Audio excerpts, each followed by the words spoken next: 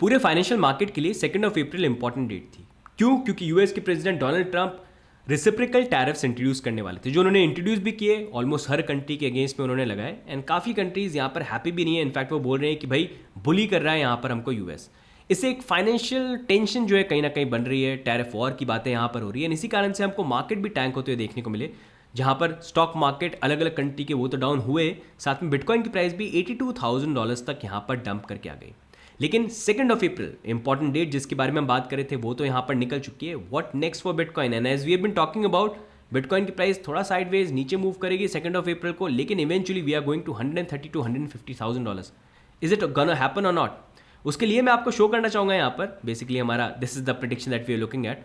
लेकिन एक important indicator जो यहाँ पर सिग्नल कर रहा है कि भाई बहुत जल्दी रैली जो है या ये जो पेन जो है वो खत्म हो सकता है, जहाँ पर hash ribbon turn blue after long time. Last time जब ये ब्लू टर्न हुआ था, जब बिटकॉइन की प्राइस $50,000 to $70,000 के बीच में ट्रेड करी थी, उसके बाद हमको बड़ी रैली बिटकॉइन की प्राइस के अंदर देखने को मिली। तो अब बिटकॉइन के अंदर क्या हमको वही बड़ी रैली देखने को मिल सकती है? एंड मोस्ट इंपॉर्टेंटली भाई alt season, where is it? Close करते करते क्लोज नहीं हो गया यहाँ पर। तो उन सब के बारे में बात करेंगे हम आज के वीडियो के अंदर गाइस। लेकिन आगे बढ़े उससे पहले एक हफ्ते बाद आया इसी बात पर लाइक कर दो यार, इट विल कीप द भाई मोटिवेटेड। साथ में सब्सक्राइब भी कर लो अगर आपने सब्सक्राइब नहीं किया हो, कर लो यार, लाइक अभी कर दो।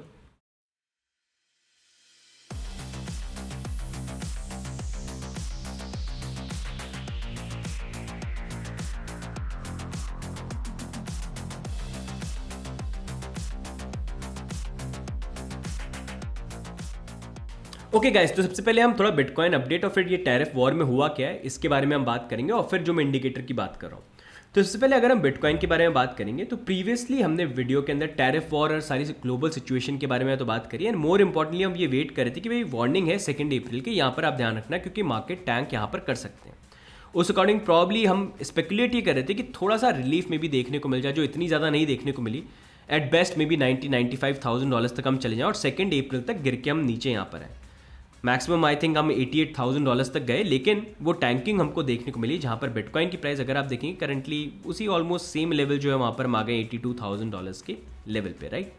अब यहाँ पर हुआ क्या कि डोनाल्ड ट्रंप ने ना अपनी टैरिफ जो है वो यहाँ पर इंट्रोड्यूस कर दिया। तो उसके बारे में मैं आपको थोड़ा सा अपडेट देता हूँ कि व्हाट हैज़ हैपेंड।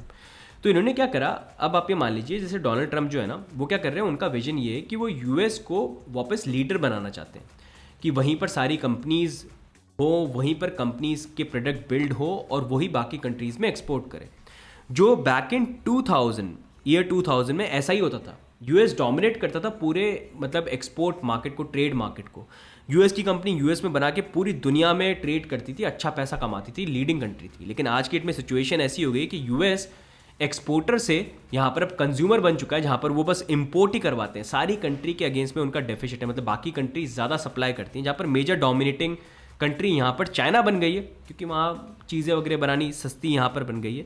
इनफैक्ट अगर आप देखोगे इंडिया भी एक ऐसी कंट्री जो आज की डेट में यूएस को एक्सपोर्ट करती है। ऑलमोस्ट 18% इंडिया का ट्रेड जो है यूएस के साथ होता है, जहाँ पर सरप्लस है इंडिया का 45.7 बिलियन का। मतलब इंडियन प्रोडक्ट ज़्यादा वहाँ पर जाते हैं, यूएस के प्रोडक्ट कम इंडिया में कहीं ना कहीं यहाँ पर आते हैं।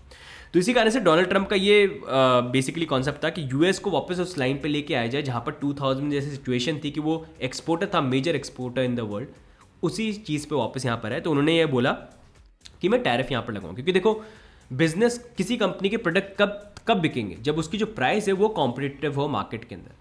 अगर आपको एक चीज़ 100 रुपये की मिल रही है और वही सेम चीज़ आपको या थोड़ी सी डिफरेंट आपको 50 रुपये की मिल रही है, तो आप खुद जाके 50 रुपये वाली चीज़ ही खरीदने की कोशिश करोगे ना यहाँ पर। तो अभी हो क्या रहा है कि यहाँ पर टैरिफ जो है वो काफ़ी इंपॉर्टेंट होते हैं। टैरिफ एक तरह के टैक्स होते हैं। फॉर आप ये मान लीजिए मैं यूएस में हूँ, ठीक है। अब यूएस में मेरी कंपनी है, मान लीजिए किसी बाइक की कंपनी हार्ली डेविडसन। अब मैं हार्ली डेविडसन बाइक बनाता हूँ जो फॉर एग्जांपल 100 रुपये की बनती है। अब मैं अपनी कंट्री में तो सेल करता हूँ, लेकिन मैं चाहता हूँ भाई मैं इसको इंडिया में भी सेल करूँ, इंडिया में भी लोगों को चाहिए हार्ली डेविडसन। तो मैं बोलूँगा इंडिया में मैं इसको एक्सपोर्ट करता हूँ। अब मैं इंडिया में एक्सपोर्ट कर रहा हूँ, चलो मैं इंडिया में भी इसको 100 रुपये में बेच सकता हूँ। लेकिन इंडिया बोलता है भाई तुम आ रहे हो हमारी कंट्री में, बाहर की तुम्हारी कंपनी है, तो हम तुम्हारे ऊपर टैक्स लगाएंगे, टैरिफ लगाएंगे, हमको 50% यहाँ पर जो टैक्स है वो देना पड़ेगा। तो ऐसे कंपनी में क्या करूँगा कि भाई 50% टैक्स मैं कैसे करूँगा, मेरे को भी तो प्रॉफिट कमाना है, मैं तो कर ही नहीं सकता। तो मैं भाई चलो फिर मैं 150 रुपये में बेचूंगा। तो जो चीज़ ऐसे 100 रुपये में बिकती है यूएस के अंदर, वो 150 रुपये की बिकती है इंडिया में। अब वहीं पर इंडिया के अंदर दूसरी कोई कंपनी, वो भी मान लो हार्ली डेविडसन लेवल की बाइक बनाता है, जैसे रॉयल इनफील्ड आप मान लीजिए, तो वो जब इंडिया में बना रहे हैं तो उसका प्रोडक्ट जो है सस्ता होगा, क्योंकि वो जब बना रहे हैं इंडिया में तो उनके ऊपर कोई टैरिफ नहीं लगेगा, क्योंकि वो तो इंडिया में बना के बेच रहे हैं। तो नॉर्मली लोग जो कौन सी बाइक को प्रेफर करना ज़्यादा करेंगे कि भाई क्या बोलते हैं, रॉयल इनफील्ड ज़्यादा बेटर है, सही है, लेकिन सेम प्राइस में अगर आपको यहाँ पर हार्ले डेविडसन मिल रही होती तो कौन सी आप लेते। तो इसी कारण से इस तरह से टैरिफ वॉरफेयर जो होता है एक तरह से वो यहाँ पर प्ले करता है। अब यहीं पर ये करंट सिचुएशन है। अब यहीं पर उल्टा अगर हम देखें, जैसे अब इंडिया जो है, इंडिया जैसे मान लीजिए रॉयल इनफील्ड यहाँ पर बनाती है। अब इंडिया अपनी रॉयल इनफील्ड मान लीजिए आप 50 रुपये की बनाती है, अब वो जाके यूएस में उसको सेल करने की कोशिश कर रही है, तो अब यूएस भी टैरिफ लगा सकता है, लेकिन यूएस 50% नहीं लगा रहा, वो लगा रहा है मे बी या तो 0 या लगा रहा है 10 या 5%। तो उससे क्या है, रॉयल इनफील्ड ऑलरेडी इंडिया में बनी है, इंडिया में लेबर भी वैसे सस्ता है कंपेयर टू यूएस, तो प्राइस वाइज वो सस्ती यहाँ पर एक अच्छी बाइक हो गई जो वहाँ पर जा तो रही है, लेकिन जब सेल भी कर रहे हैं तो भाई 50% टैरिफ नहीं लग रहा, 10% लग रहा है। तो चलो मान लीजिए उसको कितना 55 या मान लीजिए आप उसके ऊपर उसको 55 रुपये का जो है वो वहाँ पर सेल कर रहे हैं, तो 55 रुपये का भी अगर सेल करेंगे तो कंपैरेटिवली यूएस में वो अच्छी डील है, लोग उसको फिर भी बाय करना पसंद करेंगे। तो इसी चीज़ को लेके ना डोनाल्ड ट्रंप अनहैप्पी थे कि बोलते थे कि भाई हमारी कंपनी जब तुम्हारी कंट्री में आके सेल करेगी तुम तो लगाओगे 50%, तुम लगाओगे 60%, 100%, लेकिन तुम्हारी कंट्री जब हमारे यहाँ पर आके प्रोडक्ट बेचती है हम तो नहीं लगाते, हम लगाते हैं 10%, 15%। तो ये तो अनफेयर है, मतलब बिजनेस परस्पेक्टिव से आप देखो तो ये अनफेयर हो गया। तो बोला इससे तो भाई तुम्हारा तो फायदा है, मैं तो लॉस में जा रहा हूँ, मेरी कंट्री की कंपनी जो अच्छा बिजनेस कर सकती है तुम्हारी कंट्री में आके वो कर नहीं सकती, क्योंकि तुमने इतने टैक्सेस लगा रखे हैं कि वो कंपीटिंग प्राइस में सेल ही नहीं कर सकती। और इंडिया में भी अगर आप सिचुएशन देखोगे आज के डेट में, आईफोन को देख लो, प्ले स्टेशन को देख लो, कोई भी ऐसी चीज़ आप खरीदोगे ना, इनको एक तरह से लग्जरी आइटम मान लो, मतलब बाहर की कंट्री में किसी इंसान ने बाहर आईफोन खरीदा और इंडिया में खरीदा, कितना डिफरेंस होता है। आज के डेट में भी लोग दूसरी कंट्री में जाके आईफोन को खरीदते हैं, वहाँ सस्ता मिलता है, इंडिया में क्यों महंगा मिलता है, वो टैरिफ्स के कारण।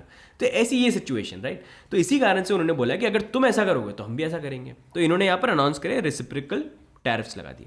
ऑल्दो ये रेसिप्रोकल का मतलब होता है कि तुम अगर 100 लगाओगे तो हम भी 100% लगाएंगे। उन्होंने 50% के अराउंड यहाँ पर लगाया। तो मान लीजिए जैसे यहाँ पर चाइना जो है 67% लगाता है तो यूएस लगा रहा है 34%, वियतनाम लगाता है 90% तो वो लगाएंगे 46%, इंडिया लगाता है यहाँ पर 52% ओवरऑल ये सब कुछ मिला के, तो यूएस अब लगाएगा 26%। तो पहले जो यूएस टैरिफ लगाता था वो फिर भी कम था, 10% के आसपास या उससे कम था, तो एक नॉमिनल लेके वो चलते थे कि हर चीज़ पे इतना लगाएंगे। लेकिन अब उन्होंने जो कंट्री जितना लगा रही है उसके अकॉर्डिंग ये लगाती है। ऑल्दो जितना बाकी कंट्रीज लगा रही है उसकी कंपैरिजन में फिर भी 50% यहाँ पर कम है, लेकिन उन कंट्रीज़ के बिजनेसेस के लिए अच्छा नहीं है, क्योंकि वो जो प्रोडक्ट पहले बेच रहे थे और जितना पैसा कमा रहे थे उसमें थोड़ा कमी होगी, क्योंकि भाई टैरिफ बढ़ा दिए। मतलब मान लीजिए पहले 10% था इंडिया पे, अब 26% हो गया, तो 16% बन गया। तो ये बेसिकली इन्होंने यहाँ पर किया है। बाद में कनाडा और मेक्सिको पे भी 25% का चल रहा है, तो ये सारी चीज़ें हो रही हैं। तो इसी कारण से बाकी कंट्रीज़ हैप्पी नहीं है, क्योंकि यूएस के लिए तो अच्छा ही है जो डोनाल्ड ट्रंप कर रहे हैं, वहाँ की कंपनीज़ के लिए अच्छा है, लेकिन जो बाकी कंपनीज़ हैं बाहर की दूसरी कंट्री की उनके लिए अच्छा नहीं है, क्योंकि उनके लिए प्रॉब्लम यहाँ पर हो रहा है। इनडायरेक्टली डोनाल्ड ट्रंप ये भी बोल रहे हैं बाहर की जो कंपनी है, जैसे इंडिया में कोई कंपनी होगी, जैसे रॉयल एनफील्ड हो गई, तो इंडिया में बना रही, तो वो बोल रहे हैं कि भाई तुमको टैरिफ से बचना है, यूएस में आके प्लांट डालो, बना लो और आप ये कर लो। ये बेसिकली एक तरह से इंडिया का भी कॉन्सेप्ट है, मेक इन इंडिया वाला है ना, कि भाई बनाना है, बाहर से लाओगे तो लगेगी तुम्हारी इतनी, इंडिया में आके अपना प्लांट बनाओ, ग्रो करो तो अच्छा यहाँ पर रहेगा। तो वही सेम प्ले एक तरह से कहीं ना कहीं यहाँ पर हो रहा है। तो इसी कारण से वो टेंशन जो है यहाँ पर ही चल रही है। तो ये पूरी लिस्ट है, यहाँ पर उन्होंने ऑलमोस्ट सारी कंट्रीज़ के अगेंस्ट में टैरिफ जो है यहाँ पर लगा दिया। इसी कारण से मार्केट में भी थोड़ा नेगेटिव सेंटिमेंट वगैरह देखने को मिला है। इनफैक्ट चाइना तो ये बोल रहा है कि जो आज की डेट में लीडिंग एक तरह से एक्सपोर्टर है सारी चीज़ों का, वो ये बोल रहा है कि ये यूएस जो ये चीज़ कर रहा है ये एक तरह से इनडायरेक्ट बुलिंग है, हम भी अपनी तरफ से एक्शन कुछ लेंगे। यूरोपियन यूनियन भी, बाकी कंट्रीज़ भी हैप्पी नहीं है, but we'll have to see how it plays out. I think अभी जो टैरिफ वाली चीज़ है ना, जिस तरह से लग रहा है धीरे धीरे करके कहीं ना कहीं कूल डाउन हो जाएगा, लेकिन क्योंकि ये इंप्लीमेंट नहीं हो इसलिए इतना पूरा प्रेशर, इतनी सारी चीज़ें हो रही थी, एंड इवेंचुअली ये है बस ये आगे जाके और इंक्रीज ऐसी कोई चीज़ें जो हैं यहाँ पर कहीं ना कहीं करना दें।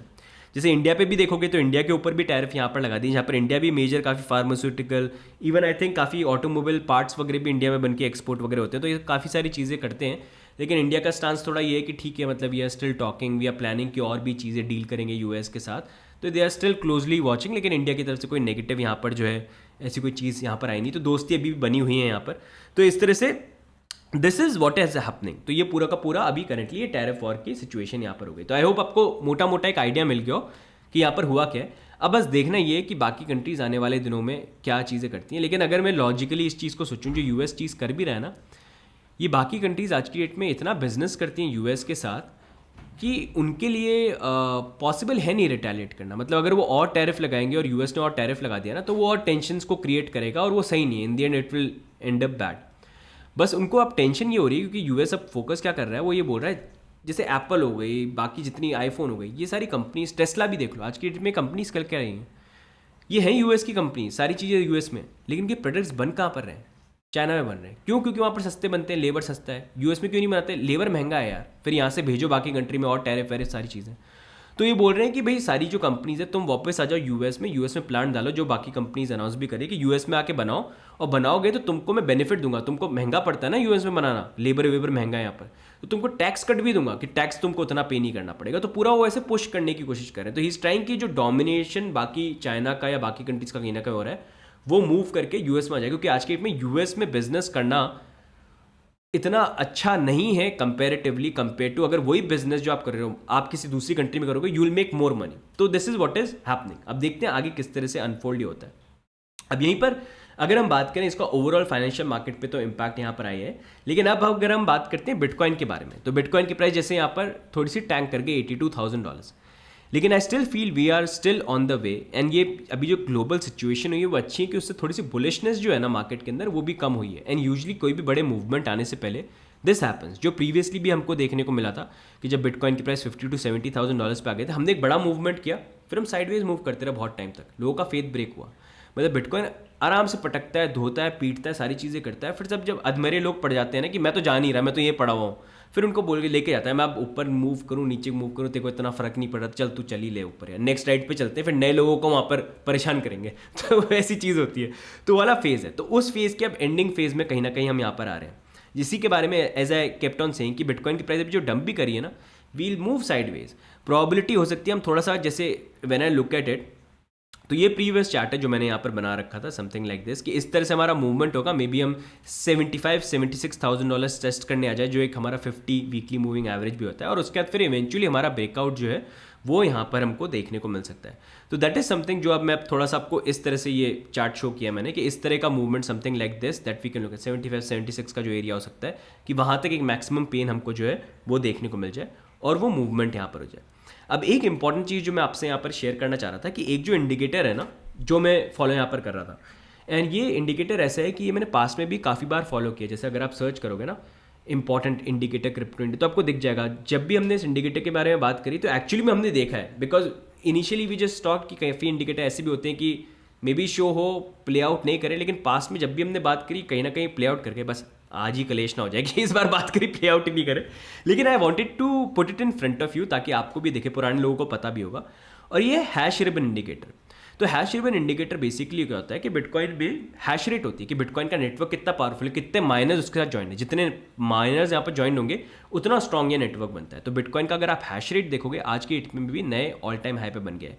एंड यूजुअली ये इंडिकेटर जो होता है इस हैश रेट के मूविंग एवरेजेस 60 और 30 का जो मूविंग एवरेज होता है उसको लेके यहाँ पर बनता है, क्रॉसओवर को लेके। तो जब भी ये क्रॉसओवर होते हैं तब ये इंडिकेटर ब्लू यहाँ पर ट्रिगर करता है, जहाँ पर उसने रिसेंटली ब्लू यहाँ पर ट्रिगर करना स्टार्ट किया। ये चीज़ आप प्रीवियसली देख सकते हो कि यही चीज़ हमको देखने को मिली थी जब बिटकॉइन की प्राइस $50,000 to $70,000 के बीच में ट्रेड करी थी, यहाँ पर ब्लू ट्रिगर हुआ था। उसके बाद भी लोअर पॉइंट्स बने थे, मतलब हम नीचे यहाँ पर गए थे, लेकिन फिर उसके आने वाले कुछ महीनों में हमको ब्रेकआउट देखने को मिला। तो यहाँ पर भी अभी ये ब्लू टर्न हो गया। So something that we look at is कि प्राइस वाइज थोड़ा सा हम ऐसे ही मूव कर सकते हैं, ऐसे करके लोअर में भी 75-76 का एक एरिया हो जाए, और फिर उसका जो नेक्स्ट मूवमेंट है जहाँ पर हम ऊपर की तरफ जाएंगे और फिर वहाँ पर वही सेम चीज़ करेंगे जो यहाँ पर हो रही है, जो यहाँ पर हो रही है, और बेसिकली ये फेज़ 4 वो हमको मे बी स्टार्ट होते हुए देखने को मिल जाए। If same thing happens that is happen in the past. And आप खुद देख सकते हो इंडिकेटर, जब यहाँ ब्लू टर्न हुआ, इसको तो छोड़ा, आप यहाँ पर ब्लू टर्न हुआ तो क्या हुआ था, यहाँ पर ब्लू टर्न हुआ तब क्या हुआ, यहाँ पर ब्लू टर्न, मतलब मेजर मूवमेंट आने से पहले हमेशा एक बार ब्लू टर्न तो हुआ है, थोड़ा सा पेन आया उसके बाद, और फिर वो बड़ा मूवमेंट आया और फिर साइडवेज मूवमेंट। तो उस according this is what is happening. अब in terms of bitcoin price, as I keep on saying guys, कि ये मार्केट में देखो नॉर्मली ये चीज़ है कि 30-40% करेक्शन आना इज नॉर्मल, लेकिन जब वो करेक्शन आते हैं मार्केट साइडवेज मूव करेगा। लेकिन based on all the things that are happening, timeline थोड़ी चेंज हो गई है based on specially what is happening in the US, लेकिन my targets are still the same जो पिछले 1-1.5 साल से हैं, कि $130,000 to $150,000 मिनिमम हम जाएंगे, specially looking at the kind of adoption and things are happening in the US.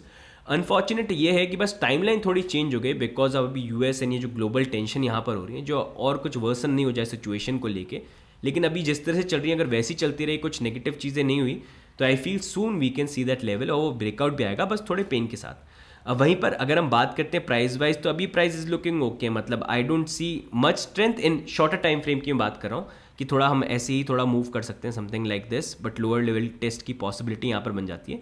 लेकिन यहाँ पर अगर हम फंडिंग रेट को देखते हैं तो आई थिंक फंडिंग रेट अभी शो नहीं हो रही है यहाँ पर, वो थोड़ी सी कूल डाउन हो गई है। And one thing that is good it कि एटलीस्ट इन डेली चार्ट्स यहाँ पर अब लॉन्ग्स जो हैं वो थोड़े कम ओपन है, शॉर्ट्स थोड़े ज़्यादा यहाँ पर ओपन है, which I'll see in coming days कैसा होता है, क्योंकि वन डे में सिचुएशन थोड़ी ऐसी है, लेकिन if you look at 7 days तो it's still like something like this which is not that strong. 30 days still fine यहाँ पर। तो दिस इज समथिंग जो मैं नेक्स्ट फ्यू डेज में और मॉनिटर करूँगा और तब आपसे फिर इसका एनालिसिस जो है मैं आपसे आके यहाँ पर शेयर करूँगा। अब in terms of all season I have covered in length in the past कि ऑल सीजन सूनर और लेटर हमको यहाँ पर आएगा, but you have to plan it right. And alts को लेके देखो गाइस, दो चीज़ें as I keep on saying, crypto alts को लेके यहाँ पर आप उनको टेक्नोलॉजी कंपनी की तरह देखना, कुछ परफॉर्म करेंगे कुछ परफॉर्म नहीं करेंगे, कुछ आने वाले टाइम पे नेक्स्ट गूगल एप्पल बन सकती है और कुछ एकदम जीरो बन जाएंगे, मतलब फेल हो जाएंगे, एंड्रॉन बन जाएंगे यहाँ पर। तो उस तरह से, तो इसलिए राइट चीज़ कॉइन्स को पिक करना जरूरी है when it comes to investment, जिसको लेके I will be sharing a list in coming days, जिसके ऊपर वर्क कर रहा हूँ, जो पहले भी आपको प्रॉमिस किया है। लेकिन trade wise if you see opportunity, market ऊपर हो या नीचे हो, हमेशा अपॉर्चुनिटी यहाँ पर रहती है, आप उसको देख सकते हो। बाकी ऑल सीजन में व्हेन इट कम्स, जो अभी तक आया नहीं है मेजर वाला, तब तो ऑटोमेटिकली कॉइन्स राइज करेंगे and that is a good time to make money. लेकिन उससे पहले you have to save your money as well, so that you have right amount with right strategy to invest and make that money, जिसको लेके मैं guide यहाँ पर करूँगा। But in terms of bitcoin dominance, as I said before, की probability यहाँ पर हो सकती है कि डोमिनेंस वाइज यूजुअली हम हमेशा ऑल सीजन स्टार्ट होने से पहले 73-74% के लेवल पे गए हैं डोमिनेंस में। इस बार अगर हम बात करें टाइम पीरियड चेंज हो गया तो एटलीस्ट 65-66 में भी हो सकता है, मे बी 1-2% ऊपर नीचे भी आ सकता है, हो सकता है वो लेवल तक हम जाएं और वहाँ पर एक बार ऑल्ट की जो मार्केट कैप है हो सकता है वो ब्लीड करके, जैसे मैं बात करता 700, 800, 900 के आसपास, ये थोड़ा सा रफ रेंज है, वहाँ तक हम चले जाएं और फिर उसके बाद इवेंचुअली हमको जो है ऑल्ट मार्केट कैप ब्रेकआउट होते हुए देखने को मिल सकता है, जहाँ पर इस बार 2025 में at least currently we are sitting at 900, हम 3.5 ट्रिलियन डॉलर्स तक जा सकते हैं, जहाँ पर ऑलमोस्ट 3x की ग्रोथ जो है ऑन एन एवरेज हमको देखने को मिल सकती है। तो guys overall this is the update for the market that I wanted to give. More importantly ये टैरिफ की जो पूरी न्यूज़ थी एंड होता क्या ये इंपॉर्टेंट था। अभी वैसे इवनिंग में यूएस के एंड बाकी मार्केट भी ओपन होंगे, देखते हैं नेक्स्ट वीक तक कैसे ओपनिंग होती है। बाकी पूरे जो अपडेट्स हैं I will share on the channel, and जैसे मैंने ऑल्ट्स की भी बात करी है उसको लेके भी I will bring more videos in future. And ये जो हैश रिबन की मैंने बात करी इसको लेके what are your view points, because it is indicating in a way. Let's see, चलो इस वीडियो में बात करिए ना, देखते हैं चलो सही निकलता है कि नहीं निकलता है, गलत यहाँ पर निकलता है कि नहीं निकलता है। लेकिन प्रीवियस वीडियो जरूर देखना जाके आप, जहाँ पर हमने इसके बारे में बात करी थी। तो गाइज ओवरऑल आज की वीडियो में यही अपडेट है and I will be bringing more updates, ult's and सारी चीज़ें। अभी तो 7 दिन का जो अपडेट है वही आपसे मैंने शेयर किया है, लेकिन ऑल्ट्स एंड सारी चीज़ों को लेके। बाकी if you want to stay updated and regular सारे अपडेट्स वगैरह आप चाहते हो तो उसके लिए आप हमारी टेलीग्राम की एक बहुत आलिशान हवेली है, वहाँ पर आप ज्वाइन कर सकते हो, उसका लिंक नीचे आपको मिल जाएगा। And in case you want to use exchanges तो उनके भी नीचे रेफरल लिंक मिल जाएंगे। It will support us and you will also get certain benefits if you use them. तो गाइज आज की वीडियो में ओवरऑल यही अपडेट है। बाकी आपकी क्या व्यू पॉइंट है मार्केट को लेकर, like what do you see, you think bull market is over और यू थिंक बुल मार्केट अभी आना बाकी है? ऑल्ट्स को लेके भी क्या पर्सपेक्टिव है? I want to know from you कि मार्केट सेंटिमेंट क्या, आप लोगों का ऑनेस्ट ओपिनियन वो नीचे कमेंट्स में डाल के जरूर बताना आपको क्या लगता है। एंड ऑलवेज अगर मैं रिप्लाई भी करूँ, don't think I don't read, I read and sometimes आप जो चीज़ें बोलते हो उनकी चीज़ों पे भी चीज़ों को पिक करके I try to cover it in the video या we talk about it. In fact कुछ कमेंट्स को मैं पिक करके भी आगे बात कर सकता हूँ, तो नीचे जरूर डालना, because for me it's very important to know. तो गाइज आज की वीडियो में इतना ही, लाइक कर देना, सब्सक्राइब कर देना, बाकी मिलेंगे हम नेक्स्ट वीडियो के अंदर। तब तक के लिए bye and take care, see you guys, bye bye.